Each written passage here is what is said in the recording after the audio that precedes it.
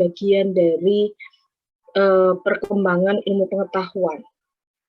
Ada banyak teori-teori yang dimunculkan terkait dengan aktivitas tindak tutur, atau banyak ilmu pengetahuan yang didasari dari pemahaman mengenai aktivitas tindak tutur. Itu nanti yang pada akhirnya bisa kita pahami sebagai muara bahwa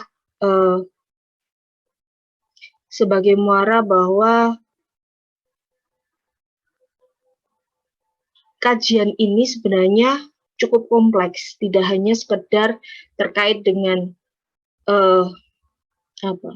keterampilan berbicara, kemudian tidak hanya sekedar bagaimana berlatih intonasi, artikulasi, tetapi juga bagaimana pemahaman mengenai aktivitas tindak tutur itu kemudian menjadi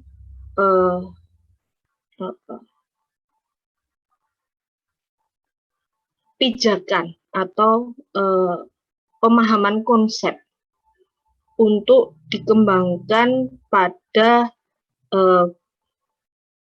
aspek-aspek kehidupan di masyarakat yang itu terkait dengan ilmu pengetahuan. Langsung saja saya akan share screen ya. Sudah terlihat dari layar Anda? Sudah, Bu. Sudah, Bu. Oke.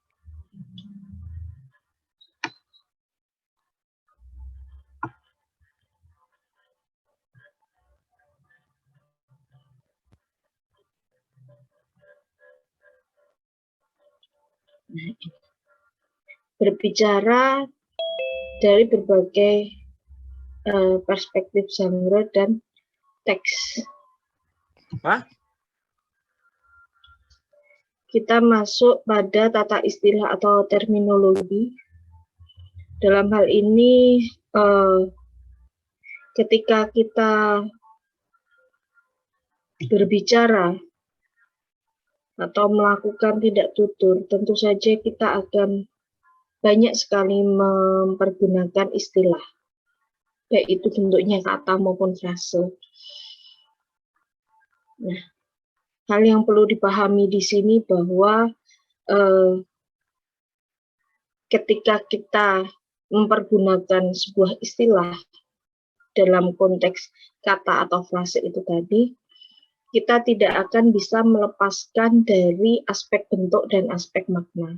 Jadi setiap kali kita mempergunakan kata, sebenarnya kita sedang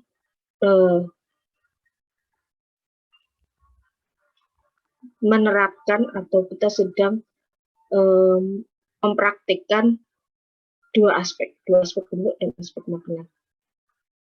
Ada pengolahan atau produksi kata di situ, ada produksi tindak tutur di situ terkait dengan hal-hal itu. Nah,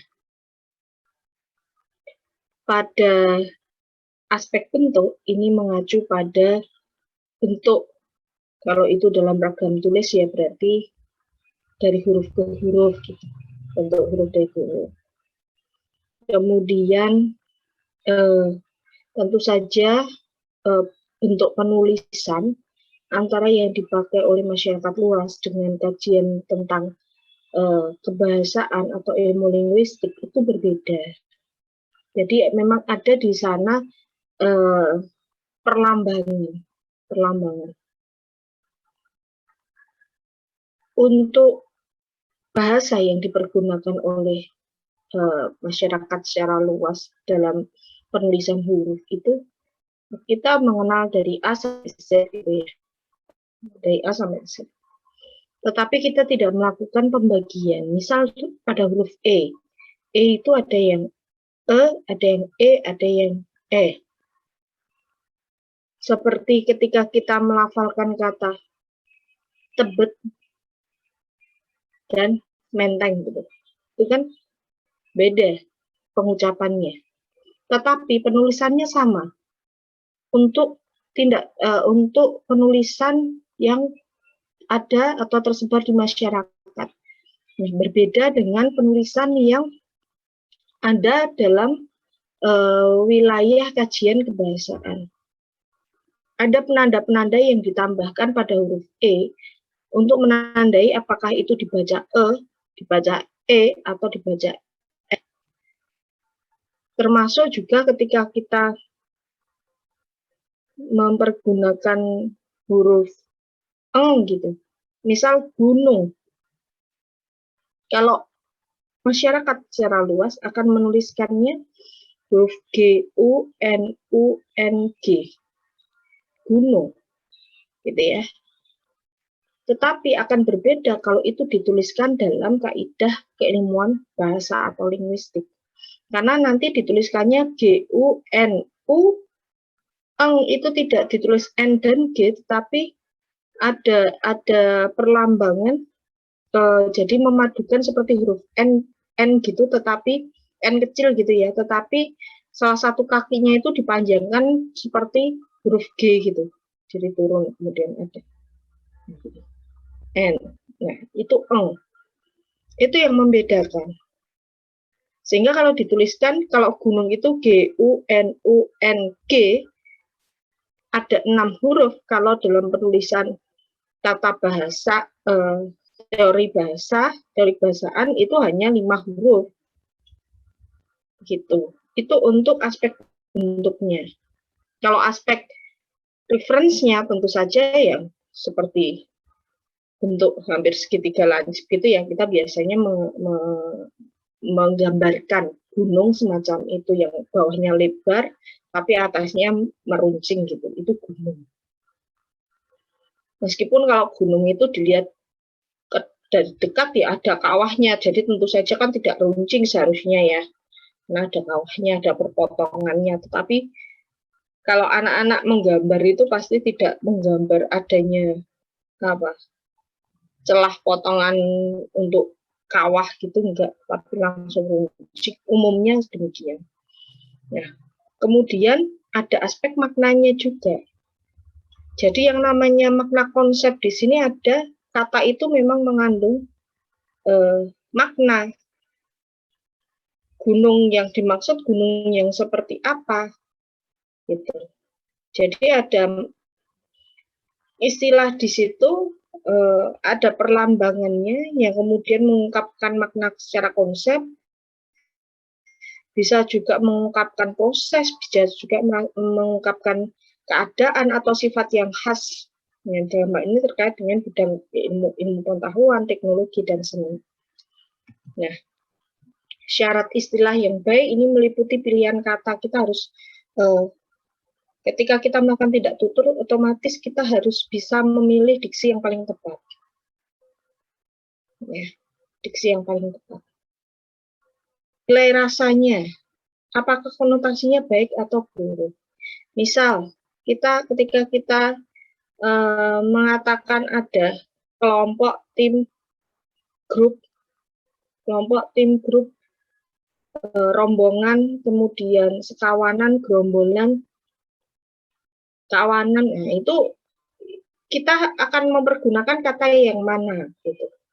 Ini terkait dengan nilai rasa, apakah positif atau negatif. Kalau sekelompok orang itu sedang dalam posisi perjalanan, maka kita akan memilih rombongan, katakan seperti itu. Kalau sekelompok orang ini melakukan tindak kejahatan, maka kita bisa menyebutnya gerombolan atau sekawanan. Mungkin derajatnya sama dengan hewan ketika kita mengatakan sekawanan harimau, sekawanan gajah gitu. Ini nilai rasanya menjadi negatif. Kalau itu diletakkan untuk manusia, maka derajatnya jadi sama dengan hewan. Karena apa? Bisa jadi terkait dengan tingkah laku yang dimunculkan dalam konteks kalimat tersebut seperti apa. Kemudian eufoniknya seperti apa? Keenakan untuk didengar seperti apa? Jangan sampai ketika kita bertindak tutur karena tidak ada penandaan tertentu, ini kadang beberapa kali saya menemukan ketika seorang pembawa berita gitu ya, aktor berita, dia menyebutkan kata tempat itu secara salah, jadi nggak enak sekali didengar, tidak enak didengar. ketika menyebutkan seharusnya Sleman jadi Sleman. Sleman, karena dia tidak paham, dia harus membacanya apa. Ada juga mungkin yang seperti orang-orang mungkin yang ada di Indonesia bagian timur gitu, tidak bisa mengucapkan Tebet, jadinya Tebet, bisa saja itu yang terjadi. Kenapa? Karena kebiasaan berbicara. Nah, ini harusnya yang kalau untuk seorang korduta dia harus mengubah, dia harus bisa mengucapkan semua jenis, melepaskan dialek dan idioleknya gitu. Nah, dan bentuk itu kemudian seturut dengan kaidah bahasa Indonesia, itu sudah otomatis. Nah, kita melihat ke storytelling. Ada cerita, ada pemberitaan. Bentuknya ada storytelling, nanti kita akan melihat perbedaan dengan public speaking. Ya. Sama-sama mempergunakan tindak tutur, tetapi di sini ada pembedaan. Storytelling itu mungkin lebih mengarah pada bagaimana gaya bercerita, gaya bertutur.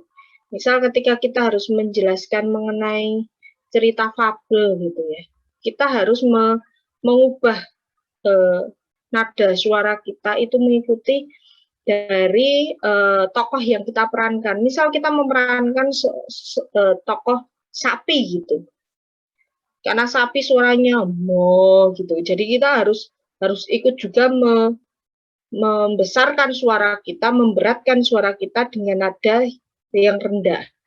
Mo, gitu kan? Itu karena kita menyesuaikan. Nah, ini termasuk bagian dari tindak tutur bagaimana kita menyampaikan sebuah gaya bercerita, itu bisa pesan yang kita bawa bisa sampai pada pendengar atau audiens. Pernah mendengar ada sapi suaranya kecil? Nah, bagaimana? Nggak ada kan? Saya rasa rata-rata kita ini akan mengikuti gaya gitu. Berbeda mungkin kalau yang berbicara adalah seekor kumbang yang kecil, maka dia juga akan turut, atau semut yang kecil, maka suaranya juga akan ikut kecil gitu. Ini kebiasaan, bagaimana kita menyimak, bagaimana kita melihat fisik dari tokoh yang kita perankan gitu. Itu juga akan mempengaruhi bagaimana kita akan menyampaikan atau kita akan membawakan cerita tersebut. Nah, public speaking ini adalah kemampuan berbicara di depan umum. Tentu saja tidak mempergunakan kaidah-kaidah seperti yang ada pada storytelling atau ketika kita pendongeng gitu ya. Tetapi public speaking ini juga memiliki tata cara, kaidah, bagaimana kita itu ketika berbicara itu sudah ada pakemnya. Bagaimana seorang master of ceremony dia akan menyampaikan dengan bahasa yang jelas, dengan artikulasi yang tegas, santun, tenang, tertata, itu menjadi karakter suara yang biasanya disampaikan oleh seorang master of ceremony. Nah, ini yang berbeda antara storytelling dan public speaking. Nah, semuanya masuk kepada cara berbicara atau keterampilan berbicara, gitu ya. Sama-sama menyampaikan maksud, tetapi dengan cara, karakter, keunikan yang berbeda-beda, pakem-pakem yang berbeda-beda. Ini yang harus dipahami. Nah, sekarang kita masuk pada landasan yuridis. Kita melihat bahwa mengapa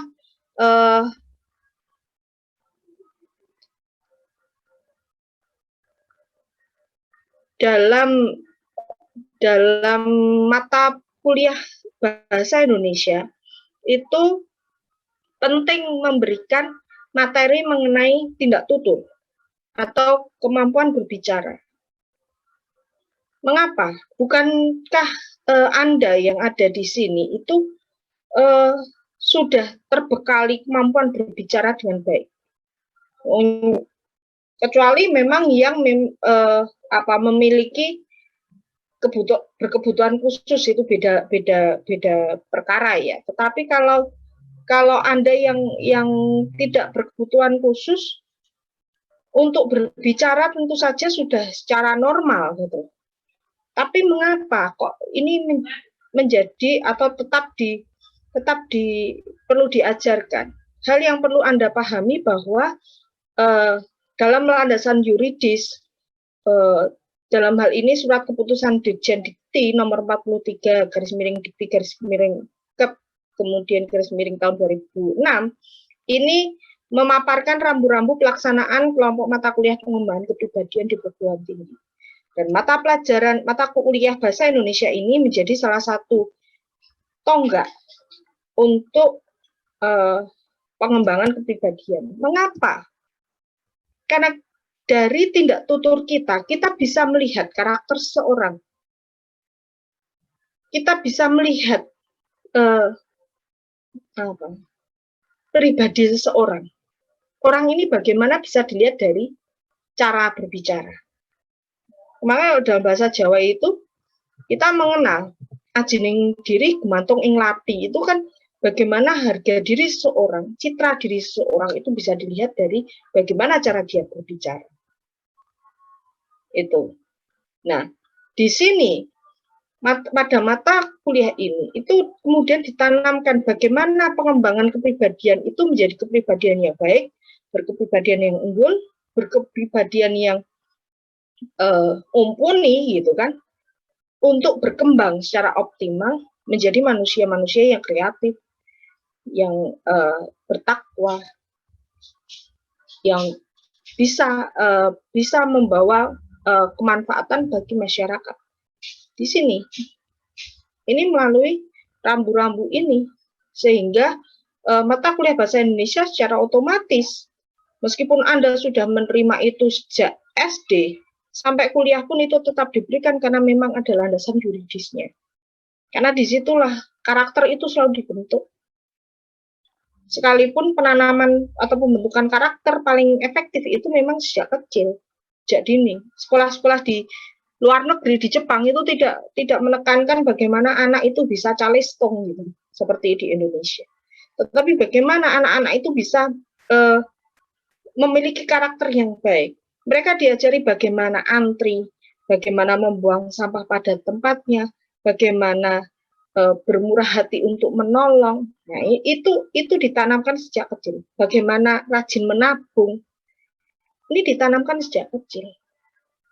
Begitu. Kemudian kita bisa melihat pada pasal 4 ayat 3 butir B disebutkan bahwa pembelajaran bahasa ini orientasinya pada kegiatan menyimak, kegiatan berbicara, kegiatan membaca, dan menulis dengan keterampilan menulis akademik. Kalau Anda mengingat materi yang saya berikan 2 minggu yang lalu, ketika kita pertama kali membahas storytelling, yang bagian pertama itu saya sudah menyatakan ada 4 komponen yang harus kita pahami. Kita menyimak terlebih dahulu. Bagaimana orang mengemukakan atau bagaimana orang itu berbahasa. Kita menyimak terlebih dahulu. Misal penulisan genre, ditulis genre atau genre, dibaca genre, genre, atau genre, atau apa. Nah, itu kita pahami dengan kita menyimak. Kita bisa berbicara kalau kita itu bisa menyimak. Oh, itu ditulisnya seperti ini, dibacanya seperti ini. Sehingga kita bisa melafalkan atau kita bisa berbicara pelafalan istilah tersebut dengan tepat. Itu yang pertama. Berbicara. Nah, berbicara dan menulis ini terkait dengan kemampuan membaca, kemampuan literasi. Ini hal yang penting dan harus terus-menerus saya tekankan. Saya tidak tahu ketika masa Anda anak-anak, apakah sudah dikembangkan budaya literasi. Kalau anak SD zaman sekarang sudah mulai diperkenalkan untuk literasi-literasi, untuk baca dongeng, baca buku, itu bagaimana mereka ditekankan untuk bisa belajar memetakan, kemudian memahami teks dan lain sebagainya. Karena apa? Itulah yang akan membuka wawasan. Di situ juga pengembangan karakter, pembangunan karakter dilakukan. Nah, termasuk salah satunya dengan giat membaca, maka kita akan memiliki yang namanya gudang storage. Storage kita akan dipenuhi oleh bacaan-bacaan.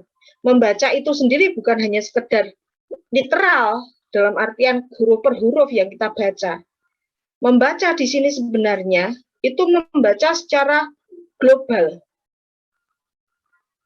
Membaca teks dan konteks. Semisal seperti kita itu datang ke sebuah pameran lukisan gitu. Kita biasa melihat yang namanya wajah itu kalau gayanya natural itu pasti digambarkan mata lebih kecil daripada hidung atau bibir. Leher itu tidak akan lebih panjang daripada badannya atau tangannya. Tetapi bisa saja kita melihat sebuah pameran lukisan gitu kan. Lukisan yang dipamerkan matanya lebih besar daripada hidung atau lehernya lebih panjang daripada badannya. Bisa saja. Itu bagian dari bagaimana kita membaca teks. Itu akan masuk ke dalam storage kita, kemudian membangun. Termasuk si pelukis itu tadi, dia menggambarkan semacam itu karena dia mendapatkan referensi yang seperti apa. Nah, itu juga yang kemudian dia ungkapkan melalui sebuah karya. Makanya kalau Roland Barthes mengatakan bahwa sebuah karya itu merupakan bentuk ekspresi, bentuk berbicara, bentuk berbahasa. Di situ bahasanya melalui apa? Goresan tangan. Nah, di sini kemampuan berbicara, kemampuan menulis, menuangkan itu dipengaruhi oleh kemampuan membaca. Gitu ya. Apa yang sudah kita baca itu akan menyerap banyak sekali kosakata. Nah, itu ketika kita menulis, maka kosakata yang sudah kita baca kemudian tersimpan di gudang memori kita itu bisa saja keluar sewaktu-waktu.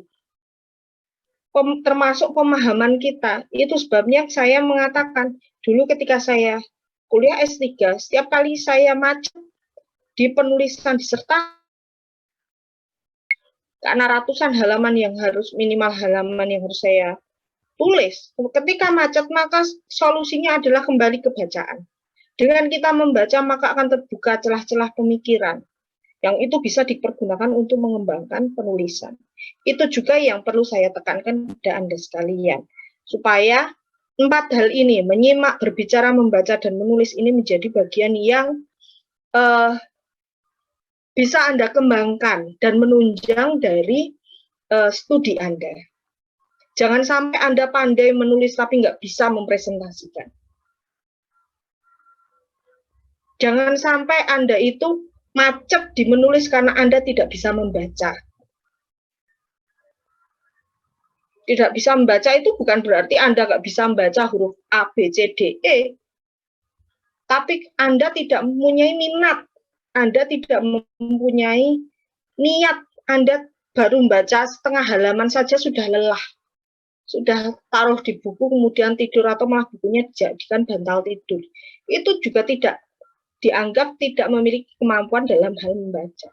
Karena apa? Tidak memiliki kekuatan pola berpikir itu kan masuk.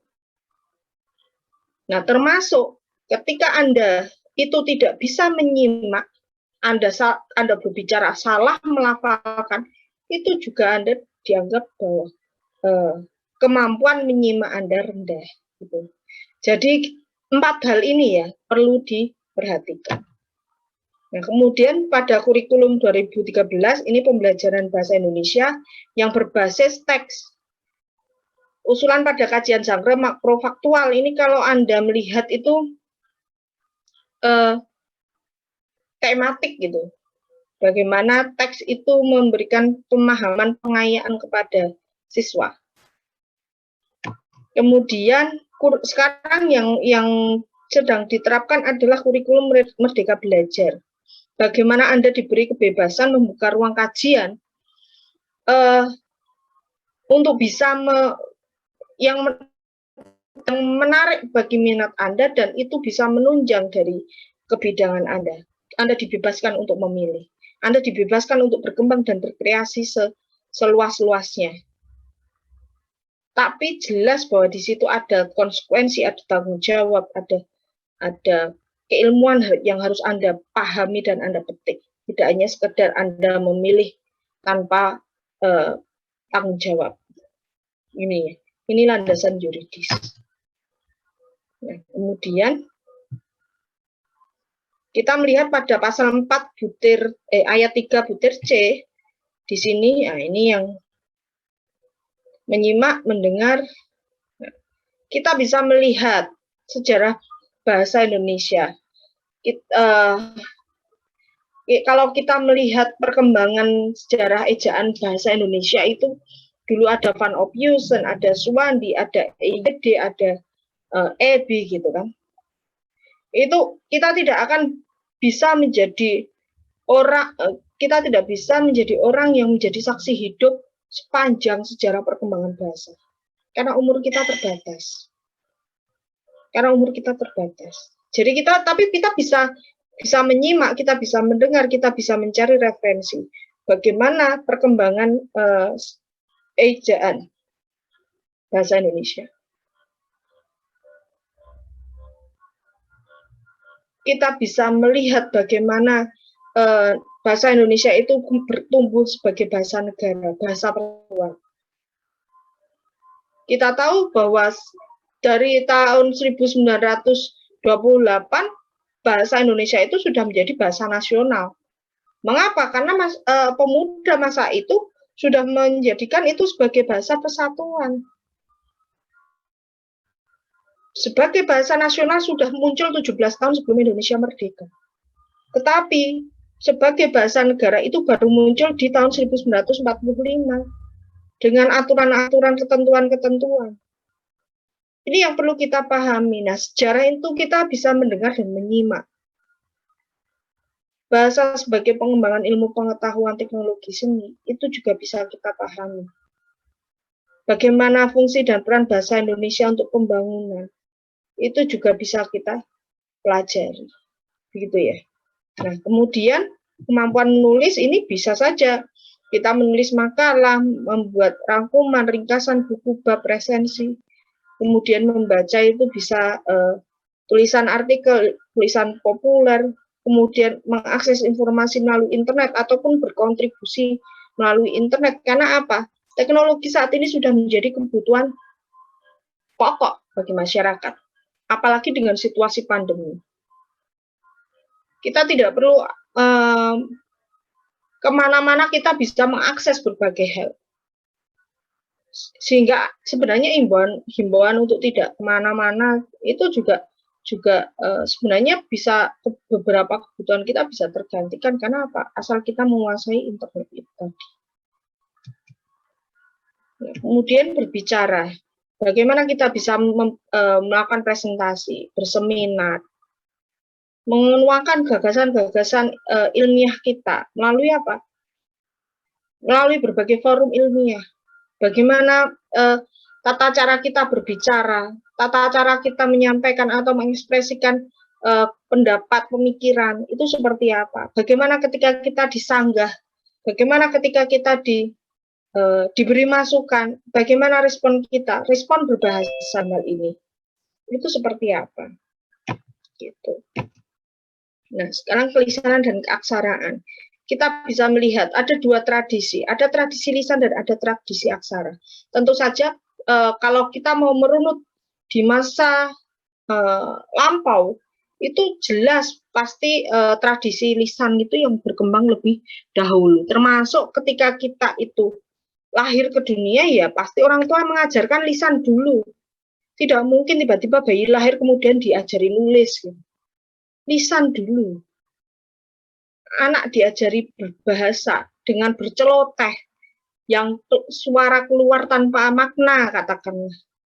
Mengeluarkan kata-kata tanpa makna itu berceloteh itu ya dari kelisanan itu. Ya, ada tindak mendengar, ada tindak yang berbicara. Ada tindak membaca, ada juga tindak menulis. Ini yang perlu kita pahami. Kita bisa mendengarkan dongeng.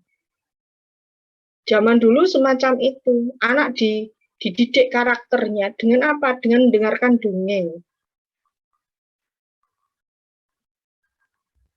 Karakternya dibangun dari situ.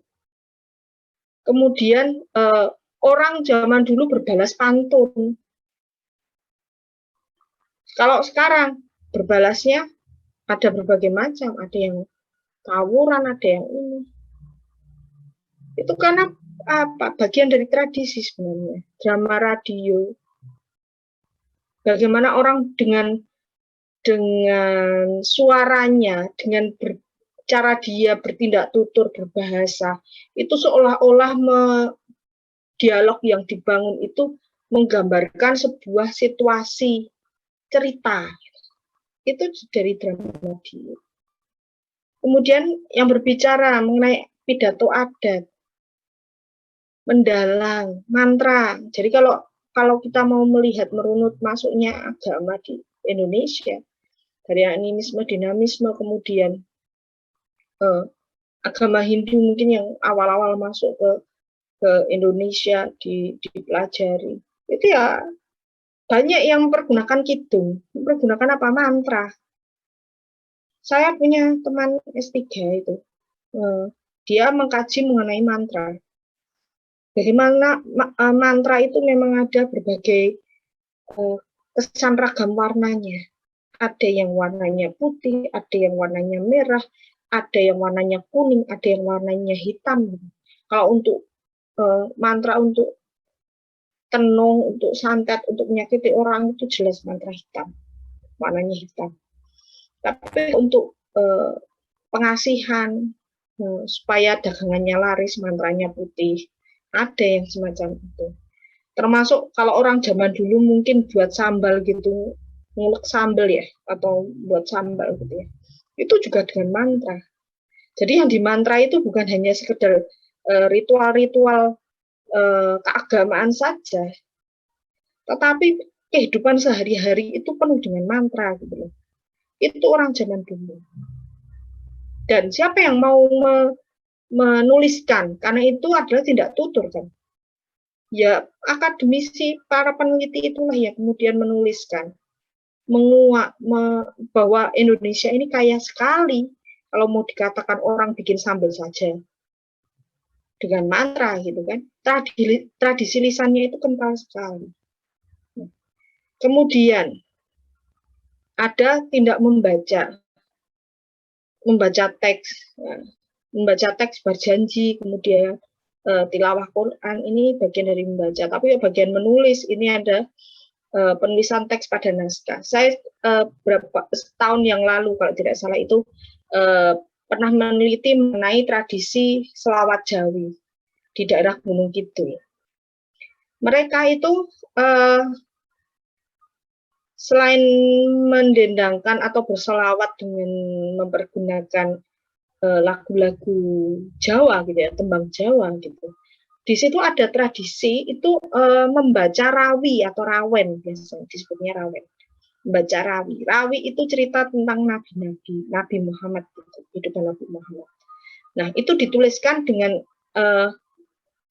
huruf Arapegon gitu, tapi bahasanya adalah bahasa Jawa. Ada itu saya punya, dan itu dibacakan lisan, ditulis dengan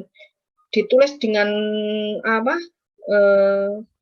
Tulisan tangan, kemudian dibacakan.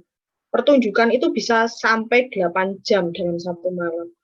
Dia bisa membacakan berbagai cerita tentang Nabi Muhammad semacam itu. Nah, ini budaya gitu ya, ini tradisi, termasuk dalam tradisi lisan. Nah, kemudian ada masuk tradisi aksara ketika orang sudah mengenal tulisan. Itu tadi yang sudah saya sampaikan, bagaimana kita bisa melihat pada sejarah perkembangan bahasa, perkembangan ejaan, bagaimana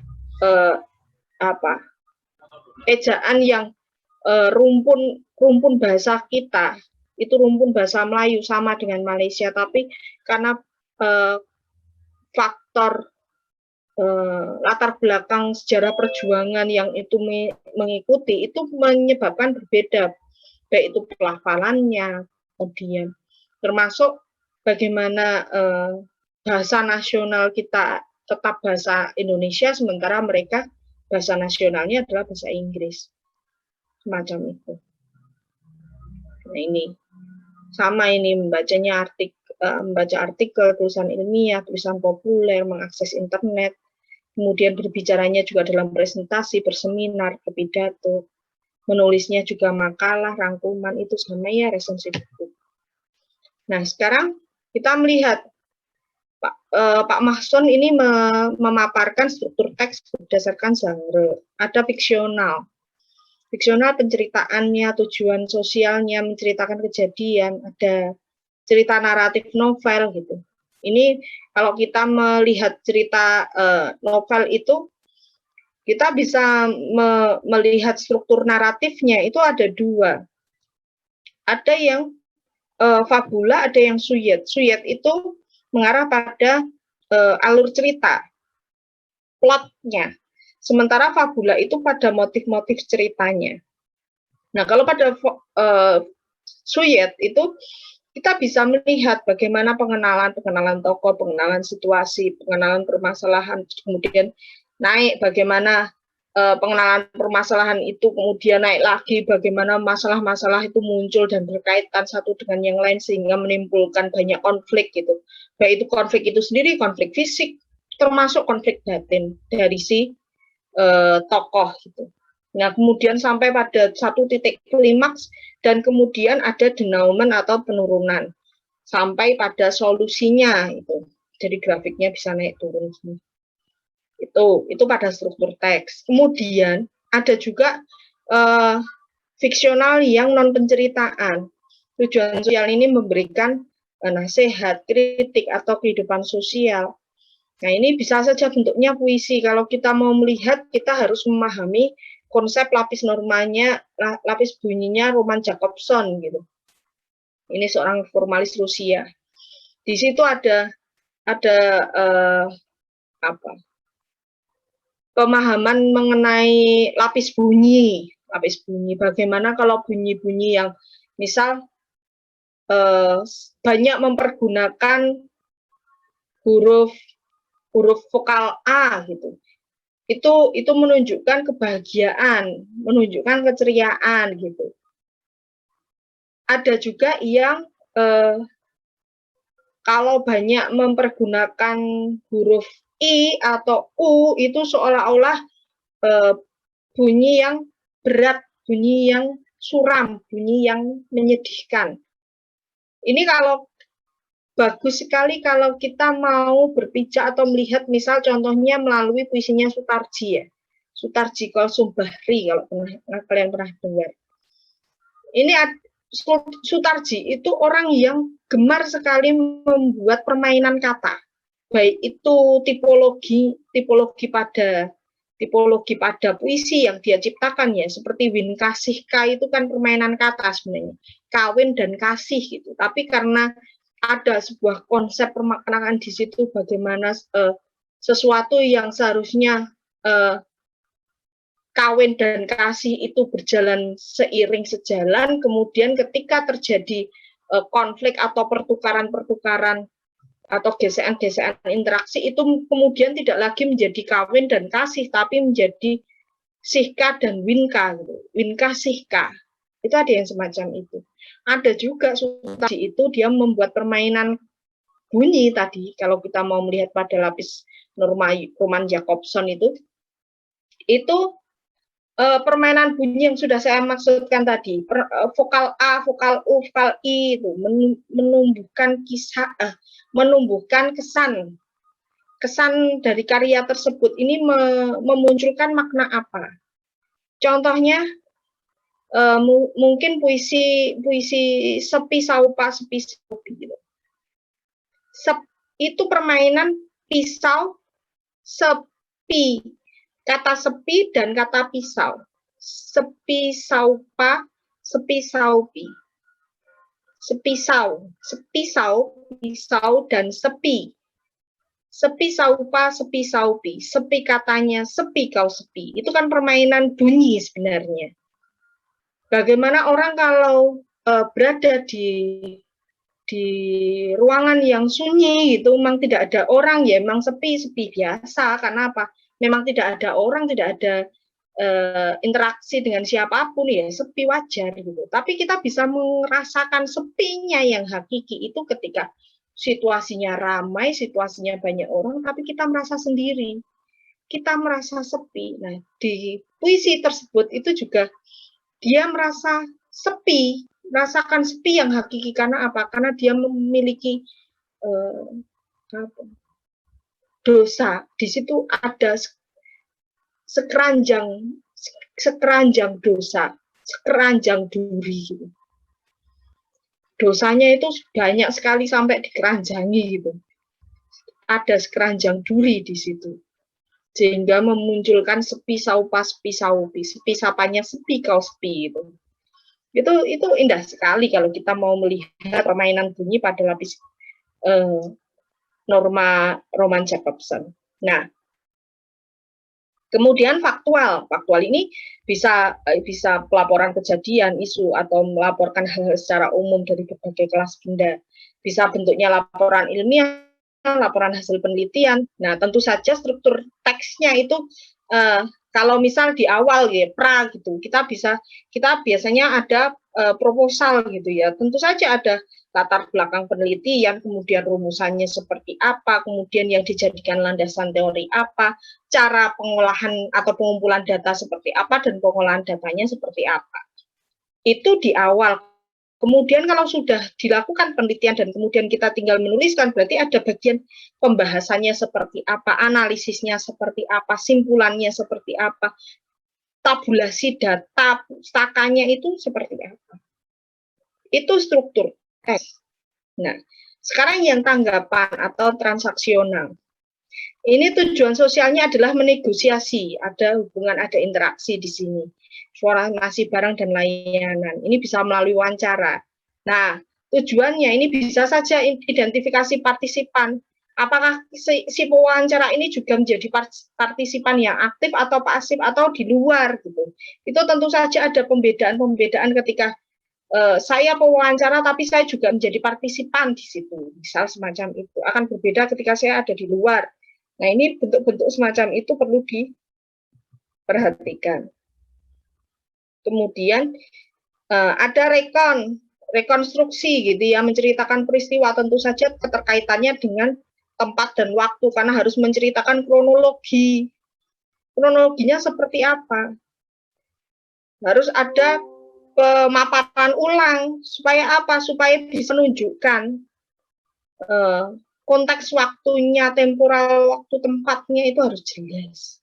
Nah, kemudian naratif ini memberikan hiburan, kesenangan terkait dengan peristiwa yang faktual atau pengalaman pribadi di masa lampau yang dikisahkan dengan permasalahan dan konflik yang mengalir, kemudian sampai pada penemuan solusi. Nah, banyak ini ya, ini hampir sama dengan yang fiksi tadi ketika kita naratif novel tadi itu, bentuknya juga sama seperti itu. Bagaimana kita bisa mengarah pada spesifik orang, pada sebuah kejadian, kemudian temporalnya, waktu, tempatnya itu harus kemudian saling mengikat satu dengan yang lain. Karena apa? Kita harus memaparkan sebuah kilas balik peristiwa semacam itu. Sehingga permasalahan yang dimiliki menemukan sebuah pemecahan atau solusi. Nah, perencanaan berbicara ini kita bisa melihat ada yang terstruktur, ada yang tidak terstruktur. Terstruktur itu misalnya penyusunan teks. Nah, ini bagaimana kita bisa menentukan tujuan sosial dalam berbicara itu. Dalam situasi apa hal itu dilangsungkan. Kita bisa melihat properti, kostum, kaitannya dengan itu. Kemudian gestur, bagaimana wajahnya, sorot mata, mimik muka, nada bicara. Nah, ini perhatikan ini unsur suprasegmentalnya. Ada tekanan-tekanannya, nadanya seperti apa, tinggi, rendah, naik turunnya, bagaimana jedanya. Ini makanya kalau di casting sebuah film gitu ya, atau sinetron gitu, orang melakukan casting ini untuk menentukan karakter tokoh yang akan dibawakan itu yang paling tepat ini dibawakan oleh pemain siapa. Karena apa, ada gestur wajah itu tadi. Orang yang temperamen misal, dia harus bisa berwajah sinis, tatapan mata dingin, misal semacam itu. Tidak banyak berbicara, tapi sekali berbicara nadanya tinggi, gitu kan? Kemudian jedanya pendek karena dia harus banyak berbicara dengan cepat atau mungkin dengan emosi yang tinggi. Nah ini dibutuhkan gitu loh. Perencanaan dalam berbicara termasuk ketika mengkonsep sebuah pertunjukan. Nah, yang tidak terstruktur ini tuturan sehari-hari. Ketika kita berbicara itu ada dialek, ada idiolek, bagaimana bahasa Jawa itu kalau dituturkan oleh orang Jogja dengan orang Surabaya itu beda. Dialeknya berbeda, apalagi tindak tuturan setiap individu pasti berbeda. Ada yang kebiasaan orang itu mengatakan iya J gitu. J itu udah karakter idiolek. Ada yang mengatakan iya nih gitu. Haata gitu. Itu udah beda ya, idiolek. Campur alih kode ya. Ini mempengaruhi. Nah, unsur suprasegmental dari dalam berbicara ini kita bisa melihat karena kecepatan dalam mengartikulasikan fonetik itu akan berdampak pada kesilapan berbahasa. Ini seringkali selip gitu ya, selip berbicara. Ketika kita ingin mengatakan parah, kemudian yang dituturkan payah, itu seringkali terjadi selip berbicara. Konsep yang ada di kepala ketika dilafalkan dan dengan kecepatan yang tinggi bisa saja terjadi selip berbicara. Mau mengatakan bapak menjadi kapak, mau mengatakan kepala menjadi kelapa gitu. Itu slip-slip berbicara. Kemudian bagaimana kita perlu melatih artikulasi bunyi-bunyi vokal, konsonan. Nah, ketika kita sebagai seorang anchor berita, kita akan menyebutnya TV atau TV. Kita akan menyebutnya AC atau AC. Nah, itu kita yang harus bisa.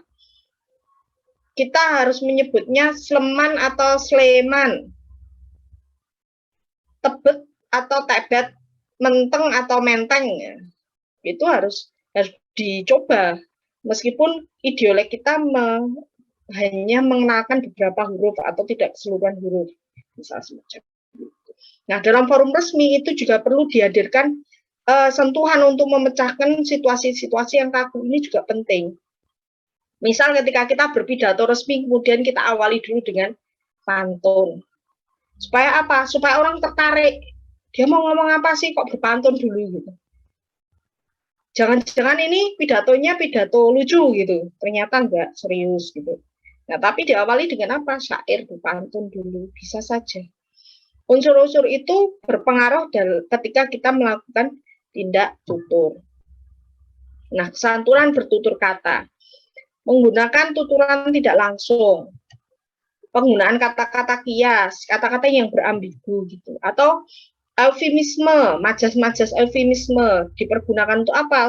Untuk memperhalus supaya tidak terlalu vulgar, supaya kita tidak terlalu kelihatan kok jorok sekali sih, kok pro sekali gitu ya, pakai kata-kata yang lebih halus. Ini termasuk bagaimana kita bisa memilih diksi yang tepat gitu. Nah, tuturan kata yang dikatakan berbeda dengan yang dimaksudkan, ambiguitas tadi ya. Tuturan yang disampaikan secara implisit ya, bukan eksplisit. Karena apa? Ada maksud-maksud yang ditutupi atau diperhalus, disembunyikan.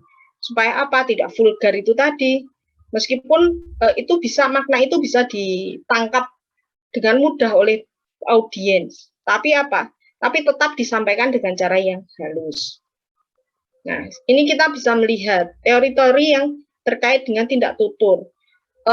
Pijak bisa saja sebagai pijakan perkembangan keilmuan. Dimulai dari apa? Dari konsep tindak tutur. Misal Austin Dasarly, dia mengatakan lokusi, perlokusi. Kemudian Leach ini tentang prinsip kerjasama dan prinsip sopan santun. Habermas dia pada tindak komunikasi partisipatoris gitu kan. Ong ini tentang kelisanan dan keaksaraan. Nah, Levi Strauss Anda mempergunakan celana Levi's ya, inilah orangnya. Dia memaparkan mengenai tuturan pada tradisi lisan. Kemudian ada Ferdinand de Saussure, itu juga dia memaparkan mengenai length dan language gitu. Length itu pada struktur kaidah kebahasaan yang baku yang disepakati oleh masyarakat, tetapi ketika orang itu mengemukakan, misal berkarya sebagai itu bentuk ekspresi gitu ya, itu sebagai sebuah tindak tutur ekspresi personal gitu, language gitu. Nah, dan ini ada Roland Barthes, dia memaparkan mengenai mitos tuturan dalam budaya modern. Roland Barthes ini tadi kalau sudah saya sampaikan ada karya kemarin baru saja saya mempresentasikan mengenai Roland Barthes ini. Roland Barthes itu dia membagi bahasa menjadi bahasa yang denotatif dan konotatif, tapi keduanya memiliki persambungan. Karena sebuah karya yang dimunculkan itu merupakan sebuah bentuk ekspresi, dan di situ ada relasi dengan konten, dengan materi. Nah, materi ini yang kemudian bisa memberikan permaknaan. Apakah maknanya denotatif atau konotatif? Apa makna dibalik dari karya tersebut? Gitu. Nah, Roland Barthes juga bermain pada metabahasa. Ketika sebuah objek ini dimunculkan, gitu kan? Ketika objek ini dimunculkan, kemudian objek tersebut akan memberi makna seperti apa. Kita bisa melihat, misal kemarin yang saya paparkan adalah lagu yang dibawakan oleh Padi. Ingat pesan ibu. Sosok ibu ini adalah objek yang dimunculkan untuk kondisi pandemi. Supaya apa? Supaya memberikan edukasi kepada masyarakat mengenai protokol kesehatan. Itu sebab Anda melihat tayangan televisi, baik itu iklan, baik itu misal berita atau ketika hostnya atau anchor beritanya kemudian di akhir tayangan dia akan mengatakan, ingat pesan ibu untuk tetap selalu memakai masker. Nah, itu ambil dari karya Padi yang memunculkan objek seorang ibu yang dia merupakan asal muasal dari kehidupan, seorang ibu yang melahirkan anak, kemudian menjaga keberlangsungan kehidupan, menjaga kesejahteraan. Ini diambil untuk memberikan sebagai sarana mengedukasi masyarakat mengenai protokol kesehatan di masa pandemi. Begitu. Nah, ini contoh-contoh berbicara. Ini bisa saja membaca puisi, membaca cerita, berdiskusi, berdialog, kemudian bermonolog, kemudian melakukan dramatisasi gitu. Ini beberapa buku referensi yang bisa dibaca, dipelajari. Baik. Sampai di sini ada pertanyaan atau tidak? Ada pertanyaan atau tidak? Belum, Bu. Belum ya. Oke. Ada permasalahan dari kemarin tugas yang saya berikan untuk tugas kelompoknya, ada masalah atau tidak? Atau ada pengalaman yang bisa di-sharing? Apa? Bu, itu untuk yang pengumpulannya karena filenya terlalu besar, saya ngumpulin linknya di kolom komen iya, aja, sudah. Nggak apa-apa, Bu? Iya, nggak apa-apa. Yang penting saya bisa mengakses linknya. Tidak masalah. Iya, sama-sama. Kemarin ketika melakukan praktik berbicara itu ada masalah atau tidak? Ada yang tadi di kelas lain, wah kami sampai 10 kali tag, Bu, gitu. Ada yang masalahnya jaringan, ada yang masalahnya tes Leo lidah karena salah ini, kemudian balik lagi mengulang take dari awal, ada tidak yang semacam Ada, Bu. itu? Ada berapa kali take, Septian? 6 mungkin, Bu, atau tidak 5 mungkin. Alasannya kenapa? Apa yang terjadi sampai 5 atau 6 kali take? Jaringan, Bu. Oh, jaringan. Oke, jaringan. Kalau itu memang menjadi permasalahan bersama ya dalam kondisi semacam ini ya. Tentu saja rasanya memang berbeda ketika kita melakukan tindak bicara secara luring, secara langsung, bertemu dengan teman langsung, atau kita melakukan kelas secara langsung dengan bentuk semacam ini. Saya pun ketika harus menjelaskan tanpa bisa menambahkan informasi coret-coret gitu, mungkin juga itu menjadi sebuah keterbatasan, tapi ya itulah yang harus kita siasati gitu. Kita membutuhkan teknologi, tapi kita juga seringkali harus memahami kelemahan dari teknologi itu sendiri. Ya wajar, kalau permasalahan karena sinyal wajar. Ada nggak yang karena grogi gitu? Grogi, Bu, padahal nggak dilihat siapa-siapa. Ayamnya temen saya bunyi terus, Bu, kalau lagi ngomong. Apa yang bunyi? Ayamnya, Bu.